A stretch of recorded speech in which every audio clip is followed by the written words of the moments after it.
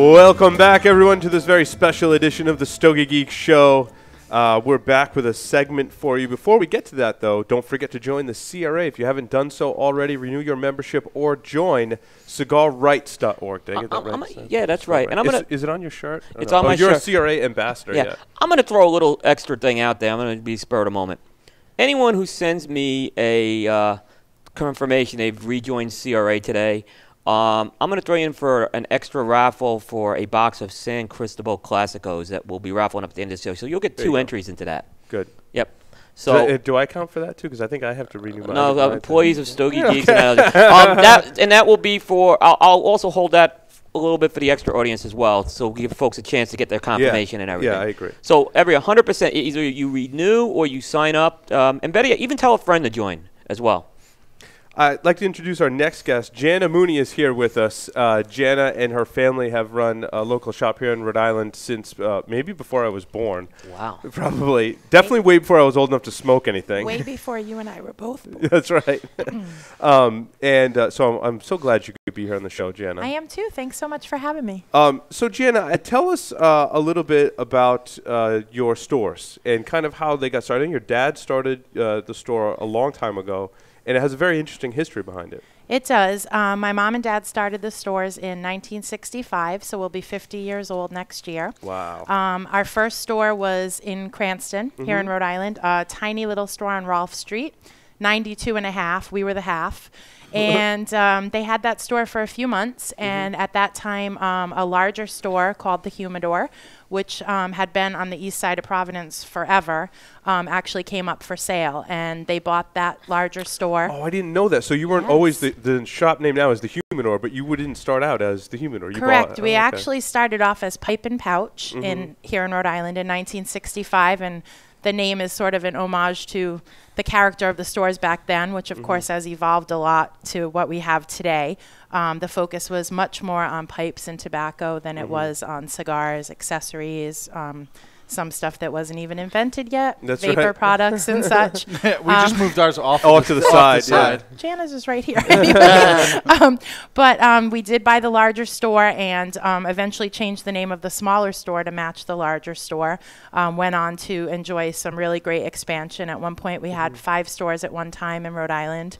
And it was great. I mean, one interesting story, when my parents purchased the Humidor late in 1965, they actually had to pay one price for the business and one price for the recipe of a certain pipe tobacco that was so well known throughout all of New England that the owner was not going to let it go as part of the complete buying price of the shop. Is that the same pipe tobacco you sold me, or is it different? It's not. Unfortunately, that blend was called Number 9. Yeah. And if any of our local listeners out there have grandfathers that, you know, hopefully are still alive and were smoking pipe in the 60s and the 70s, I'm sure they would remember Number 9. It was literally famous all over New England, and the price was pretty hefty just for that recipe back then. We had Number 9 up until the late 90s, and then one of the companies that manufactured one of the tobaccos we used in the blend actually went out of business. And we still have a blend that's very similar called Easy Does It, but it's different enough that we felt it wasn't fair to keep the same name. But Number 9 had a really good run. And now, but you've got another one that you, so what was that one? You're probably talking about Yellow Jacket. Yellow Jacket, yes. Yes, Yellow Jacket is also a staple here in New England. It's an excellent blend. We recommend it to people when they're first starting off smoking, although plenty of guys have been smoking it for 30, 40, 50 years. My dad created that blend. It's just a wonderful medium-bodied aromatic, never bites the tongue, super easy to keep lit. I was going to say, it burns better than any other pipe tobacco I've tried. It's phenomenal. I mean, we have probably 25 to 30 house blends that we sell in bulk in our shops, but I like to compare Yellow Jacket to, if it was a racehorse, it would be way out in front. It outsells our second bestseller about 4 or 5 to 1. Wow. So and now, how much do you go through in a week? How much do you mix it? Like, you just take different types? We do. Okay. We hand blend it. It doesn't require any further casing, which some of our blends we have to case with flavor in the store. Okay. Yellow Jacket is just a process of blending. As you can imagine, it's kind of a top secret formula. Sure. But we hand blend anywhere from, I would say, 16 to 24 pounds a week. Oh my God! Wow, Yes, it's really That's fun. a lot of pipe tobacco. Yes, it sure is. That's really cool.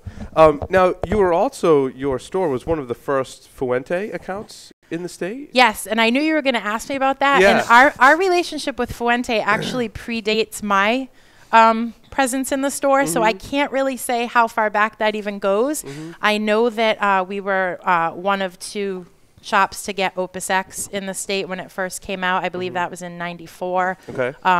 And nobody wanted them then Yeah, because it was new they were and so expensive. expensive Yeah, and yeah. people just weren't used to that from Fuente, but Right. it didn't take long for those to catch on. But I imagine the relationship probably goes back into the early 80s, I would say. Right. Yes. Right. And certain people like myself tend to wander into the shop around the time it's known to come out. Absolutely. There's definitely, although it's not strictly followed by Fuente, especially in the last few years, because they've had some issues with certain things that have delayed shipment and stuff. But for many years in a row, we knew exactly when Opus X was coming in. You could pretty much set your watch by it. And it's still pretty regular. I would say about 4 shipments a year. Customers definitely know. You have people that come out of the woodwork, you know, along with, you know, your people that you see every week, and they know to come in, especially with the time that's coming up now with the holidays. Yes. People will be searching for those, as well as, you know, Hemingway Maduros, Between the Lines, Right. and heaven, Anejos. heaven forbid I'm standing in the store like I was a couple months ago the day you get the shipment in. That's Oh, you know me. I'll crack it right open. I don't make anybody wait. No, you're- wait. If you're there when the brown truck pulls up, That's you're right. good to go. I'll get out my box cutter and everything's good. That's really awesome. And you're one of a few select Davidoff retailers, full Davidoff retailers in the state. We are. We were actually the first Davidoff account in Rhode Island. That also happened in 1995. So a lot of good things happened in Yeah. the mid-90s. Davidoff was very hard to get, I would say. They really check you out very thoroughly before they agree to make you a white label account. I wasn't even at the Humidor when we got the Davidoff account. My dad was still living then, and that was a wonderful thing for us. And it really created a nice opportunity to kind of foray into these sort of upscale cigar dinners that sort of warranted, you know, that kind of level of elegance for a Davidoff dinner. And of course, that was back when we could kind of smoke anywhere in Rhode Island, which was really nice. The smoking bans have sort of put a hit on that stuff, although we found a lot of creative ways to keep the events going and the fellowshipping going. So, Have you been to the Davidoff dinner in the white dinner in Vegas? I certainly have. Funny story. The first one I ever attended was at Lake Nona Country Club in Orlando. It was my first IPCPR show, although back then it was called the RTDA show. And we had a pretty big presence there that year from the store. It was myself, all of my siblings, my mother, my dad had passed away at that point. And it was probably the fanciest event I had ever been to at that point. I was 24 or 25 years old. And my brother leaned over and said, "This is it. This is the fancy dinner party Mom's been warning us about." Because the whole time when we were growing up, she'd be like, "Keep your elbows off the table. Use the fork on the outside." And when we got to the white label dinner, he's like, "We're here. This is the fancy dinner party." I mean, they just wine and dine you. They're so good to their appointed merchants. And their sales team is wonderful. I can't say enough good things about them. I mean, I had the privilege of covering it twice, and I've gotten to go 2 years, and you just nailed it. They really show the commitment back to you retailers you guys make a significant commitment as well into, you know, Davidoff when you become an appointed merchant. Oh, absolutely. Some people have probably mortgaged their houses. No, they Well, do. and to They speak to require a lot from you, but it's definitely Yeah. worth it. It's a real feather in your cap to have their cigars in your store. And it's also nice as a retailer to know you can suggest a brand without any questions that the customer's going to be smoking something that's constructed absolutely perfectly. Well, especially when you're smoking the Royal Salomon, Salomon. which is my favorite Davidoff to come out in some time. And you have to order these by the case. Cases of 50. 50, and they retail for 50. Here in Rhode Island, when we have a low tobacco tax here, Yeah. but in the low 50s, yes. Yep. And these are awesome. I actually think you told me that I might be responsible for you getting divorced after you purchased one of those and smoked it and loved it. My wife was like, "How much are these?" Like, you don't want to know. That's a Hide the- cigar You're box. asking dangerous questions Yeah. right now. Cigar box. It's a cigar or box, right? Jana asked me, would you like a copy of your receipt? No. Yes. I believe his response was no evidence, please. That's right. This statement's bad enough. You know you're on the air right now live. Just to switch back to pipe tobacco, I like your blackberry pipe tobacco. Okay. A I lot. love it too. Well, my friend Nick, who worked for the show, came into your shop and you had suggested that to him, and he wasn't a big fan, so he gave it to me, and I was like, "This is great!" And in fact, it's what's in my PAX vaporizer right now. Have you seen? You're vaporizing blackberry brandy? Yeah, I am. How cool! It's an oven that sits in here, and it heats up the pipe tobacco. And it's actually the blackberry that's in it. Will was smoking it earlier. You really like it. This is the blackberry. Look, I've been knocking the vapes, right? But this was impressive. Yeah. This absolutely Well, gave you the essence of that. Yeah. That's not liquid, right? It's pipe tobacco. It's pipe tobacco. It's not. It's tobacco in here. Yeah. And it doesn't smell like tobacco. It doesn't overpower anything around you. It was impressive. I'm gonna have to look into those. The blackberry goes really well in that device for whatever reason. Well, I've been telling my customers that the blackberry brandy is kind of the anti-aromatic. I have customers that come in that claim that they do not like aromatic pipe tobaccos at all, and I'll open the top and I'll say, well, just stick your nose in here. And there's something about that flavor that makes people want to try it, even if it's not something they would normally go to. And I mean, I have customers buying it like half a pound at a time, which 20 or 30 years ago wasn't a big deal. Most of the pipe tobacco was sold by the pound, by the half pound. Rarely did you ever get anyone in who would buy an ounce or 2 ounces. But again, with the fewer places to smoke and, you know, the general decline in pipe smoking, although I do feel like it's having a renaissance these last few years, people love that. I mean, and like I said, I have guys coming in half a pound at a time. I mean, I'm like, I have to get bigger jars because I keep running in the back to refill my jars. So you also carry a wide selection of pipes as well. We do. What pipes do you recommend for people just getting started? I know there's a lot of cigar smoking people who listen to the show.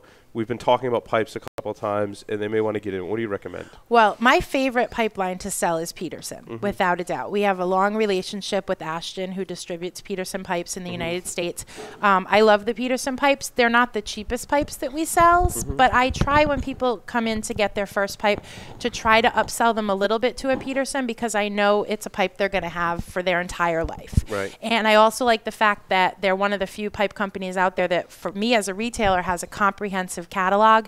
If someone doesn't see in my store what they're looking for, although they are, you know, handmade pipes, they're still done by the numbers, so they can still look at a catalog and say, okay, I love this finish, I love this number, you don't have it, can we get it in? And yes, and Ashton keeps a large amount of pipes in stock, which makes it really nice. And the P-lip, Peterson has the patent on the P-lip stem, which directs the smoke up away from your tongue, and even tobaccos that would tend to bite or burn hot are so much more enjoyable smoked in a Peterson pipe. Interesting. And you have this sheet of paper that you give all new pipe smokers. It's been the same I got the sheet. The sheet. I got the sheet. Yeah, and Nick did too. We all got the sheet, but it's the same sheet of paper for how many years? A lot of years.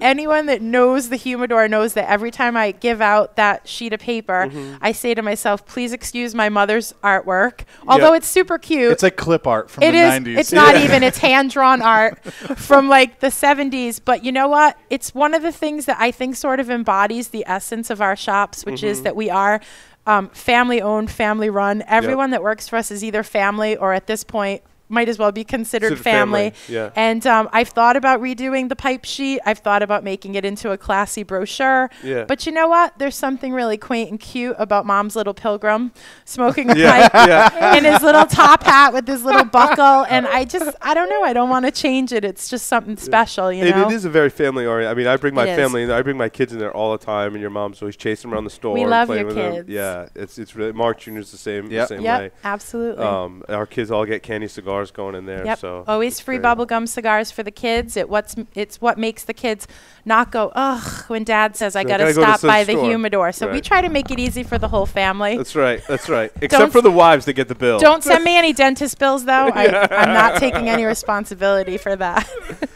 Now, also, Janet, you've got some of the vape stuff in there. And I came back from a conference, and I bought a vape, and I started getting into it. And I noticed you had some vape liquids there, but you've got some really cool ones. We do. I've got them here, in fact. We do. We have a full line of vapor products. I mean, I haven't seen that PAX thing, but I'm going to look for that. That's very cool. So I've learned something here today. We have a line called Eco Tanks Liquid, which is sort of like your value priced. We have, tons of flavors, tons of strengths, something for everyone in a large tower display. And recently in the last year, we've gotten on board with a company that's actually Rhode Island based called White Horse Electronic Cigarettes. It's owned by a gentleman named Dino Bakari, who I actually think would be an awesome guest on your show if you ever wanted to do a segment on vapor. He's so knowledgeable. I have to say that he came in, he handed me this little stick, which is called a White Horse Fireball, and I popped the cap off and took a puff, and I was just hooked. I said, this is one of the greatest things I've ever vaped. I love it.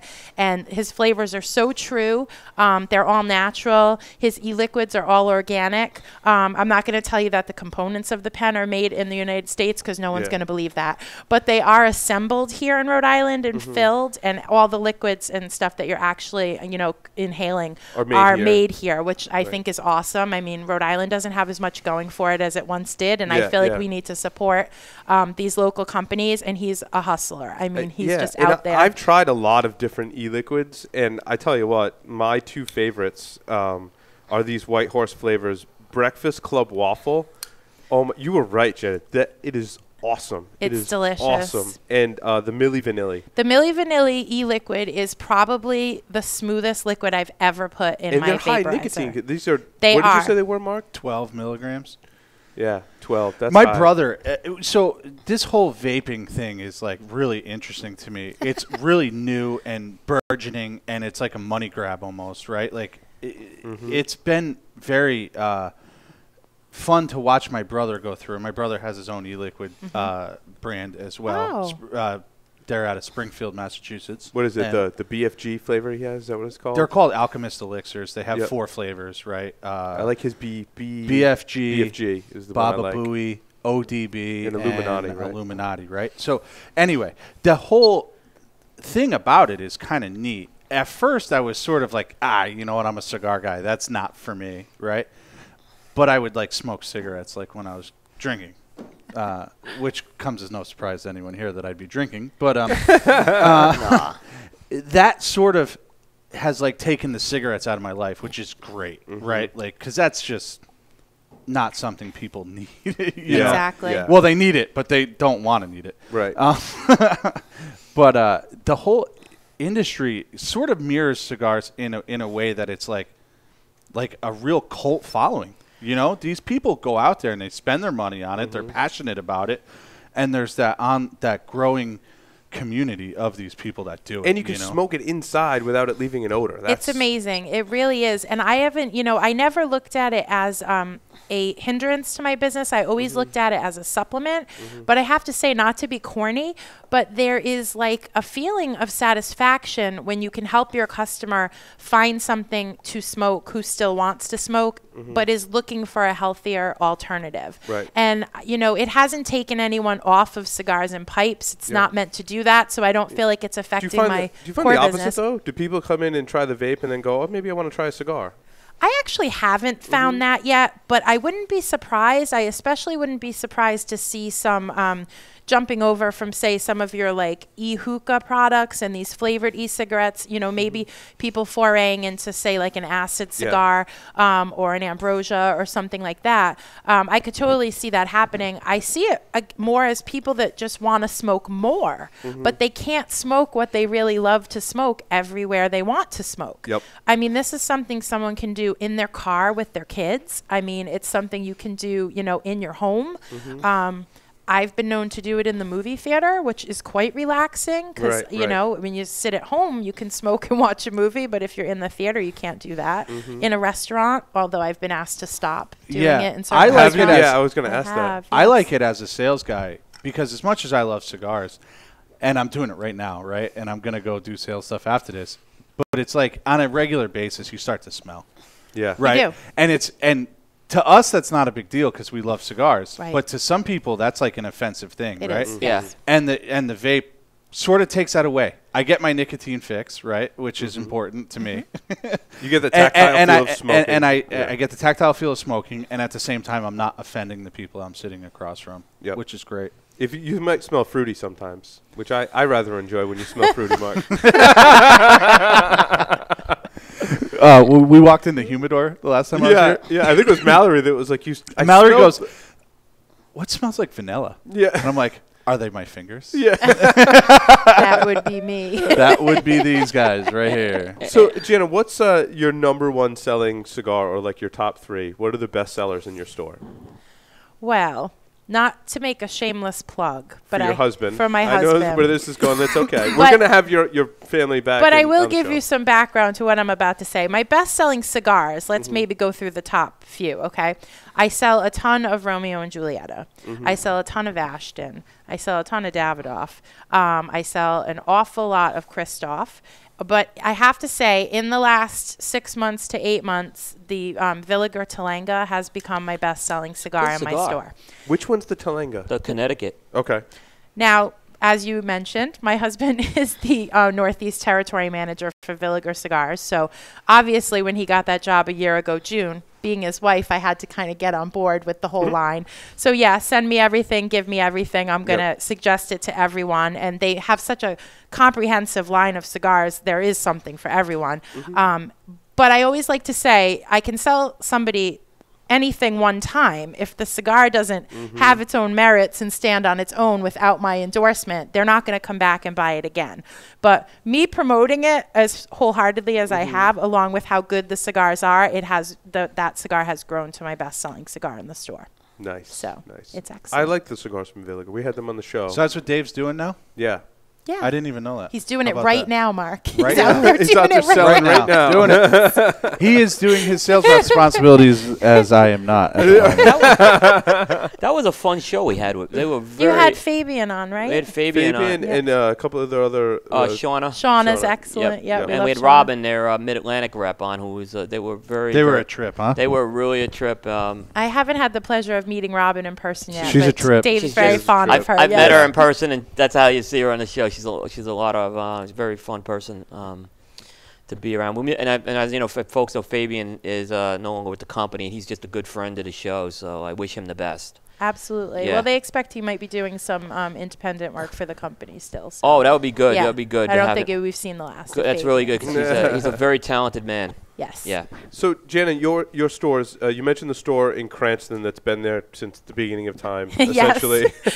The Cranston store's been there, I believe, 33 years out of the 50 that the Humidor's been in business. And we also have a shop in East Greenwich, which is sort of on the East Greenwich, North Kingston line, next to Sienna Restaurant, who's an excellent supporter of our shop. And Yeah, us, you do them. events where... We do. It's yeah. a wonderful collaboration. We do great cigar dinners with them. We hope, try to do them about every 6 to 8 weeks. It's just an awesome template where we go back and forth between the shop and the restaurant, and a few of the courses are smoke-free because they're in the restaurant, and the first and last course are in the store where people are lighting up, and it's really a great night. We also have a store in Newport on Thames Street, which, of course, Newport, playground of the rich and famous forever. We meet a lot of fun people down there, and, really get like a big yachting presence, people that are there from all over the world.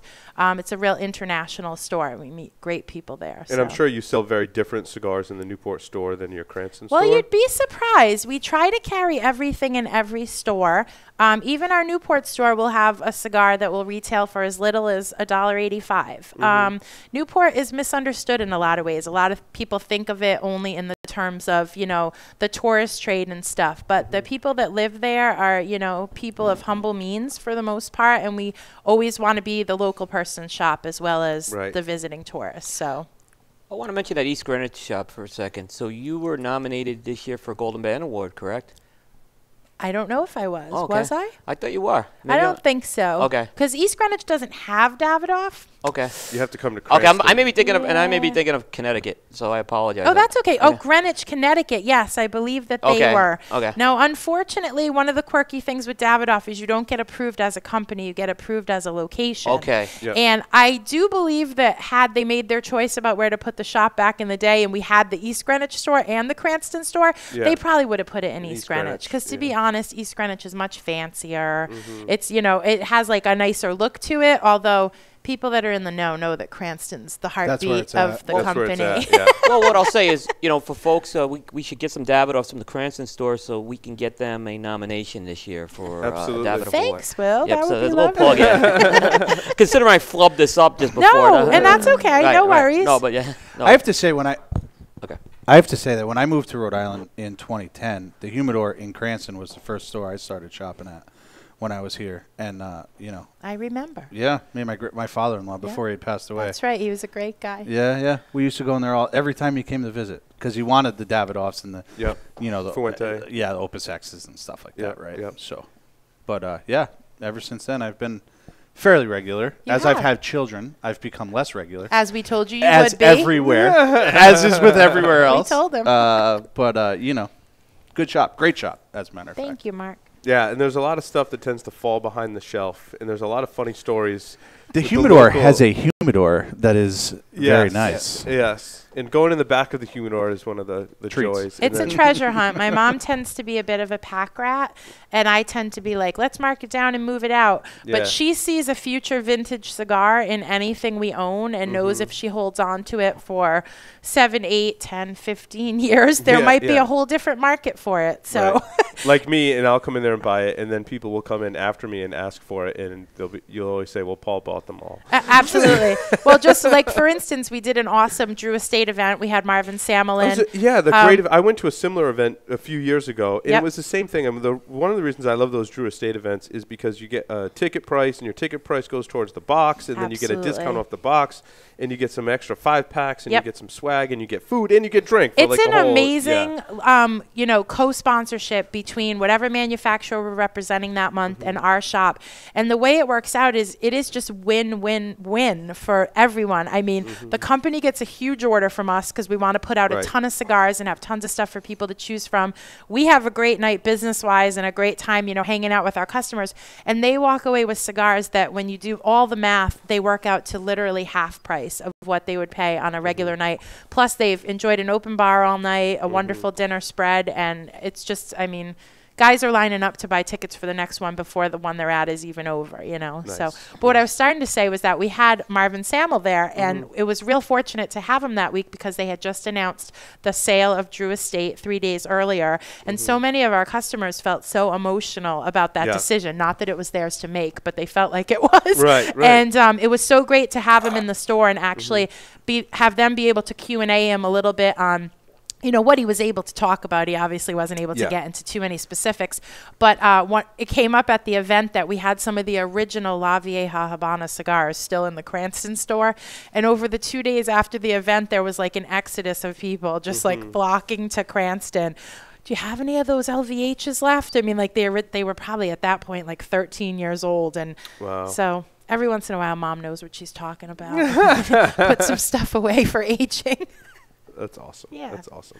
Well, Jana, thank you very much for coming down. Thank you so much for having me. Yeah, it was great to get the history of your store, and Thank you. everyone should stop by the Humidor. Yep. I like the Cranston store. That's where Mark and I kind of frequent. It's not far from here or where we No, live. it's not either, far so- from Road trip. anyone. Yeah, it's very centrally located. It's Rhode Island, let's be honest. Exactly. You're never Yeah, too you're never far too away. far. Exactly. So, Jana, thank you very Thank much. you, Jana. Thank you, Paul. Thank you, Okay. Will. Thank you, Mark. Yep.